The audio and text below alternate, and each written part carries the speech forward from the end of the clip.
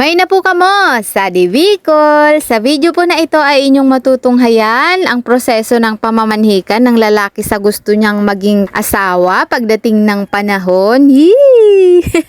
Siyempre po dahil usapang pag-aasawa yan ay kasama po ng lalaki ang kanyang mga magulang at iba pang mga kamag-anak. At siya po ang aking pinsan na gusto ng asawahin. Yee! At yung nasa dulo po na nakaputi na matangkad ay siya po ang soon to be groom.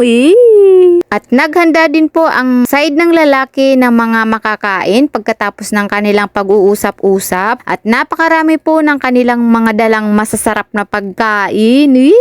At syempre naghanda din po ng pagkain ang side ng babae. At salamat po sa inyong mga handa dahil busog na naman po ako dyan. Yung babae po na gustong asawahin ay pinsan ko po yan. Kaya nandyan na naman po ako para makikain ay para sumuporta pala sa kanila. At bago ko nga po pala ipagpatuloy ang lahat, ay shoutout muna po kina Chris Evangelista. Shoutout din po kay Ma'am Nora Pisino ng Albay. Shoutout din po kay Ma'am Susan Bagasbas ng Nabwa. At sa mga oras nga po na ito ay ako ang sobrang excited para sa kanila.